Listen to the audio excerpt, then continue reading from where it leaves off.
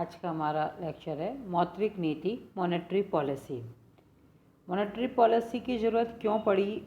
Actually में जहाँ एक और मुद्रा का आविष्कार और प्रयोग ने मानव समाज को लाभान्वित किया, वहीं कभी कभी मुद्रा की अनियमित मांग और पूर्ति के कारण मूल्यों में उतार चढ़ाव से अर्थव्यवस्था में अस्थिरता और व्यापार चक्रों की समस्याएं उत्पन्न हुई और इन समस्याओं पर नियंत्रण रखने के लिए एक उचित मौद्रिक नीति की आवश्यकता होती है, ताकि मुद्रा की मात्रा को आवश्यकता के अनुसार नियमित और नियंत्रित रखा जा सके। मुद्रा और साख की मात्रा को नियंत्रित करने में केंद्रीय बैंक की प्रमुख भूमिका होती है। मौद्रिक नीति का अर्थ। मौद्रिक नीति का आशय एक ऐसी नीति से है जिसके द्वारा मुद्रा के मूल्य में स्थायित्व हेतु, स्थिरता हेतु मुद्रा और साख की पूर्ति का नियमन किया जाता है।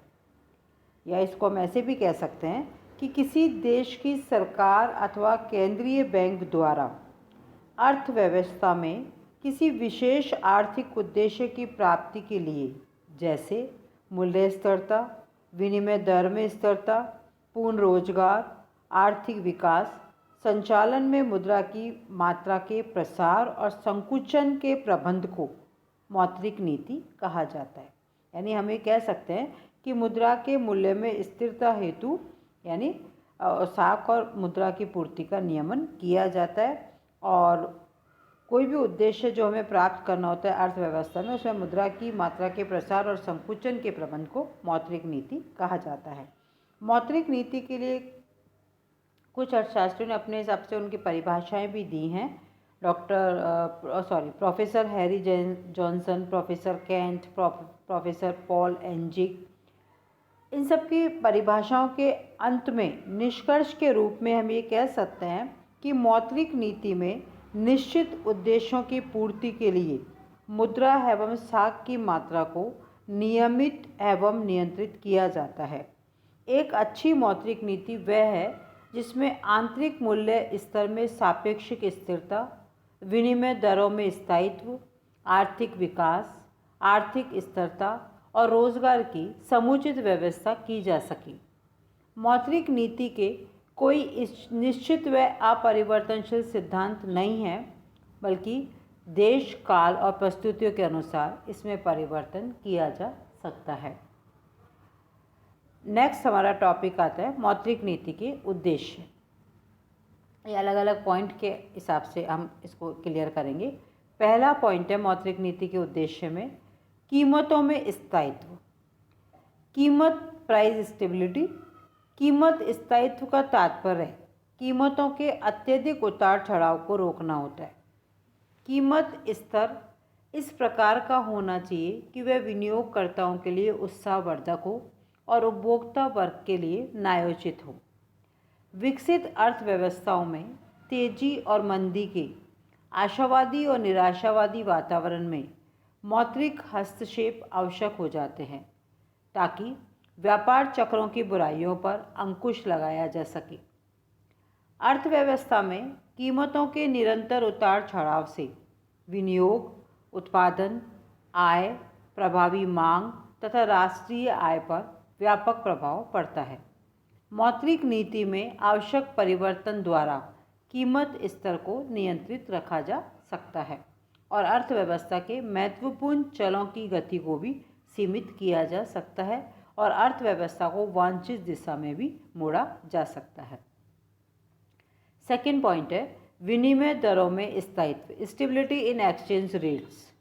स्वर्ण मान के पतन के बाद और अंतर्राष्ट्रीय मुद्रा कोष IMF बन जाने के बाद भी विनिमय दर में स्थायित्व मौद्रिक नीति का प्रमुख उद्देश्य माना जाता है। जिन देशों में विदेशी विनिमय की दर अस्थिर होती है, वहाँ अन्य देशों से विदेशी पूंजी का प्रवाह अवरुद्ध हो जाता है, जिससे इन देशों, विशेषतः अर्ध विकसित देशों में आर्थिक विकास के लिए वित्तीय कठिनाइयाँ उपस्थित हो जाती हैं। इतना ही नहीं, जिन देशों की अर्थव्यवस्था विदेशी व्यापार पर निर्भर है, वहाँ विनिमय दर में स्थायित्व इस नीति का बड़ा ही उपयोगी उद्देश्य होता है।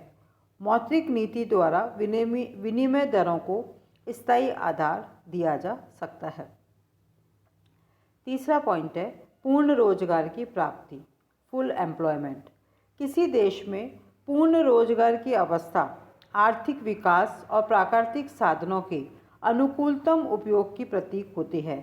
अतः बचत और विनियोग में साम्य स्थापित करके पूर्ण रोजगार के लक्ष्य की प्राप्ति भी मौद्रिक नीति का स्वाभाविक उद्देश्य होता है।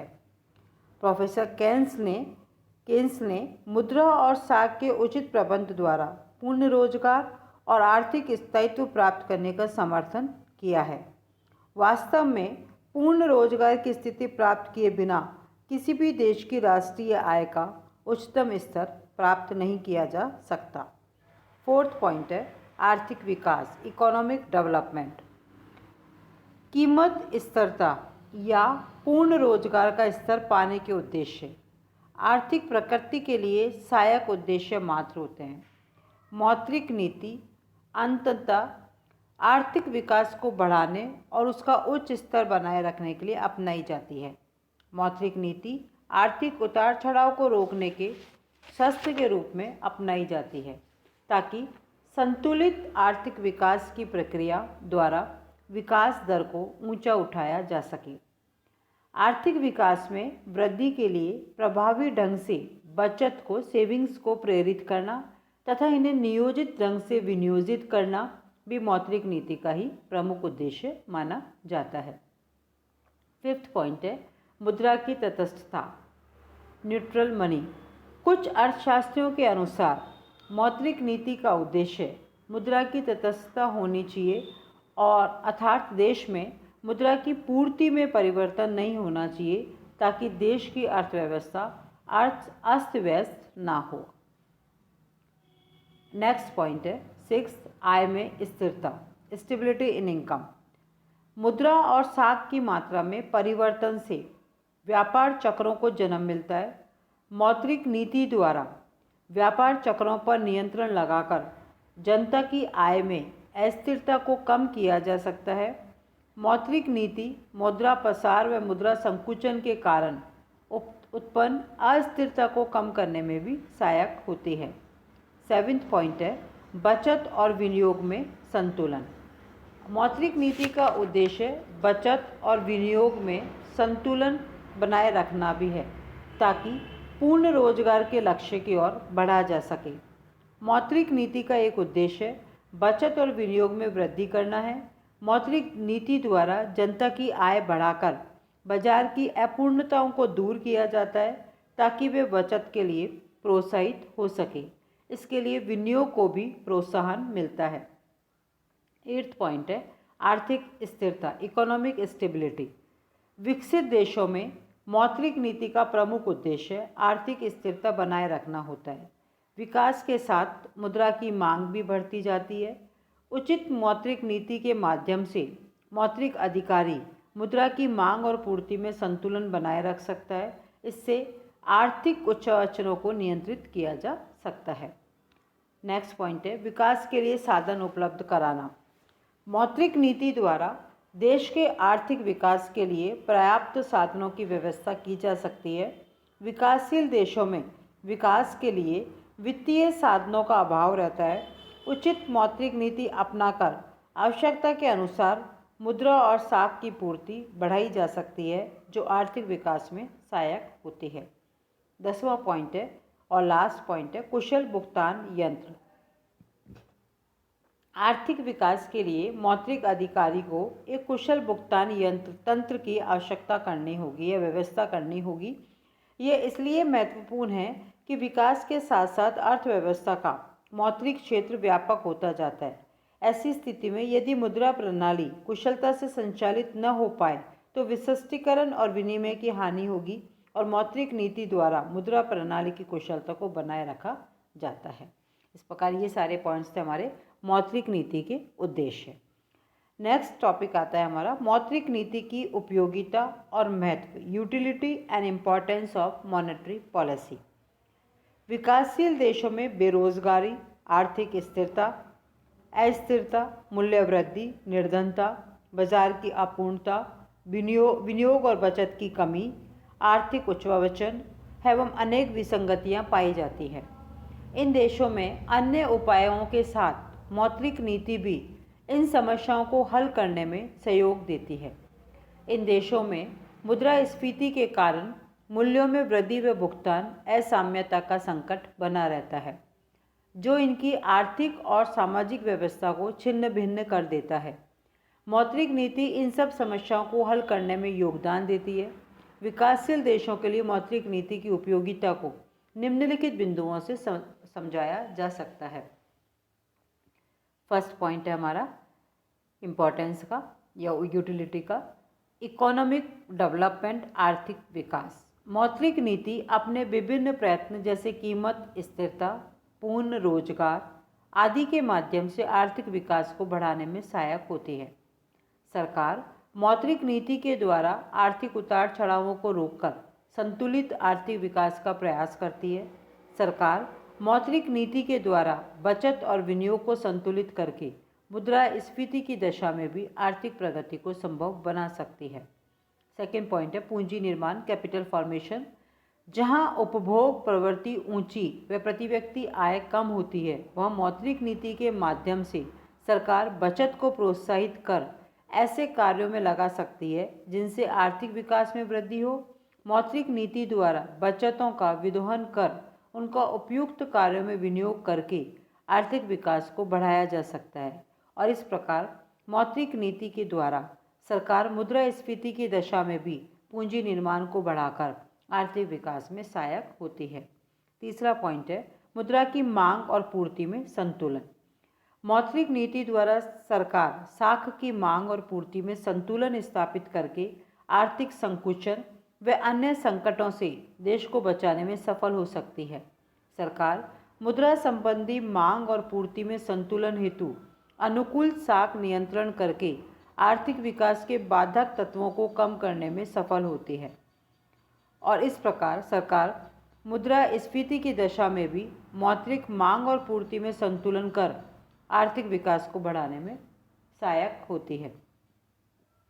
फोर्थ पॉइंट है उचित ब्याज दर, एप्रोप्रिएट इंटरेस्ट रेट। अल्पकालीन और दीर्घकालीन संदर्भ में विभिन्न क्षेत्रों के लिए उपयुक्त ब्याज दर का होना आवश्यक होता है।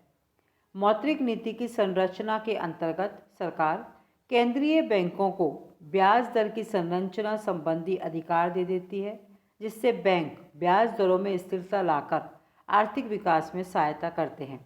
सरकार सस्ती मुद्रा नीति अपनाकर विनियोगों को बढ़ावा दे सकती है और देश में मुद्रास्फीति को नियंत्रित कर आर्थिक विकास को बढ़ा सकती है।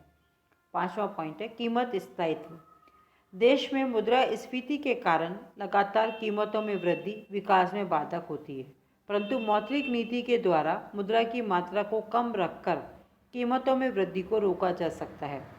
अर्थव्यवस्था में मूल्यों में निरंतर उतार चढ़ाव के कारण विनियोग, उत्पादन और मांग आदि पर विपरीत प्रभाव पड़ता है।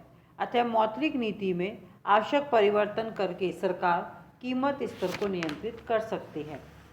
छठा 6 पॉइंट है विनिमय दर में स्थायित्व। आज लगभग प्रत्येक अर्थव्यवस्था विदेशी व्यापार पर निर्भर है। मौद्रिक नीति के माध्यम से सरकार मुद्रा की मांग और पूर्ति को नियंत्रित करके विनिमय दरों में उतार चढ़ाव को भी रोक सकती है। विनिमय दरों में स्थिरता से मुद्रास्फीति की दशा में भी आर्थिक विकास को संभव बनाया जा सकता है। 7वां पॉइंट है पूर्ण रोजगार। किसी भी देश में पूर्ण रोजगार की दशा आर्थिक विकास और साधनों के अनुकूल उपयोग के लिए आवश्यक होती है। मौद्रिक नीति द्वारा बचत और विनियोग में संतुलन स्थापित करके मुद्रास्फीति को नियंत्रित किया जा सकता है। चूँकि बचत और विनियोग में साम्य उत्पादन को बढ़ाता है, जिससे आर्थिक विकास में तेजी आती है। मुद्रा की मात्रा भी उत्पादन की तुलना में अधिक दिखाई नहीं दे पाती। इस प्रकार मौद्रिक नीति पूर्ण रोजगार के द्वारा मुद्रास्फीति की दशा में भी उत्पादन और विकास को बढ़ाने में सहायक होती है। 8वां पॉइंट है साख का विस्तार, क्रेडिट एक्सपेंशन। विकासशील देशों में जनसंख्या का एक बड़ा भाग कृषि और अन्य प्राथमिक क्षेत्रों में कार्यरत होता है। इस वर्ग में व्यापक निर्धनता पाई जाती है, जबकि समाज का दूसरा वर्ग उद्योग और व्यवसाय में लगा हुआ है, जो अपेक्षाकृत अधिक संपन्न है। समाज के कमजोर वर्ग को साख सुविधाओं की अधिक आवश्यकता पड़ती है, जबकि जमानत और पुनः भुगतान क्षमता के अभाव में बैंक इन्हें ऋण नहीं देना चाहती। बैंकों और अन्य वित्तीय संस्थाओं की साख सुविधाओं का पूरा लाभ संपन्न वर्ग उठाता है। अतः केंद्रीय बैंक और सरकार मौद्रिक नीति द्वारा इस व्यवस्था में हस्तक्षेप कर गरीब वर्ग को साख सुविधाएं प्रदान करती है। इस प्रकार एक स्वस्थ और एक गतिशील मौद्रिक नीति साख का प्रजातंत्रीकरण करती है और समाज के उपेक्षित एवं गरीब किंतु सामाजिक और राष्ट्र हित की दृष्टि से महत्वपूर्ण वर्ग को उदार शर्तों पर प्राथमिकता के आधार पर साख सुविधाएं प्रदान करती है। इससे आर्थिक सत्ता के केंद्रीकरण को रोकने में भी मदद मिलती है। 9th पॉइंट है भुगतान साम्यता, बैलेंस ऑफ पेमेंट्स। विकासशील देश निर्यात योग्य माल का उत्पादन बढ़ाकर निर्यात बढ़ा सकते हैं। इन देशों का भुगतान संतुलन सदैव विपक्ष में रहता है, क्योंकि एक और इन्हें औद्योगिक विकास के लिए मशीनें, तकनीकी ज्ञान, पूंजी और कच्चे माल का आयात करना पड़ता है, तो दूसरी ओर जनसंख्या बढ़ने से निर्यात योग्य माल की घरेलू खपत बढ़ जाने से निर्यात घटने लगते हैं। अनेक बार बढ़ती जनसंख्या के कारण खाद्यान्नों का भी आयात करना पड़ता है। आयातों का भुगतान करने के लिए निर्यात बढ़ाना आवश्यक है। एक उचित मौद्रिक नीति ही इसमें सहयोग दे सकती है। मौद्रिक नीति भुगतान संतुलन के साथ विनिमय दर के स्थायित्व में भी योगदान देती है। लास्ट पॉइंट 10वां, आदर्श मौद्रिक नीति द्वारा अर्थव्यवस्था पर प्रभावी नियंत्रण कर विदेशी प्रभाव को कम किया जा सकता है। यह नीति देश के विकास में योगदान देती है। दीर्घकालीन विनियोगों को प्रोत्साहित करने के लिए केंद्रीय बैंक व्यापारिक बैंकों को बिल भुनाने की सुविधा प्रदान करते हैं। मौद्रिक नीति लघु उद्योग और प्राथमिक क्षेत्रों में साख का वितरण करने में सहयोग देती है। इस प्रकार आज बेसिक चीज़ें मैंने आपको बताई। मॉनेटरी पॉलिसी का अर्थ, मॉनेटरी पॉलिसी के ऑब्जेक्टिव और मॉनेटरी पॉलिसी की क्या उपयोगिता है और क्या महत्व है। कल इसी में हम आगे बढ़ेंगे कि इंस्ट्रूमेंट्स ऑफ मॉनेटरी पॉलिसी, मौद्रिक नीति के उपकरण, उसको हम कल कंटिन्यू करेंगे। आज के लिए इतना।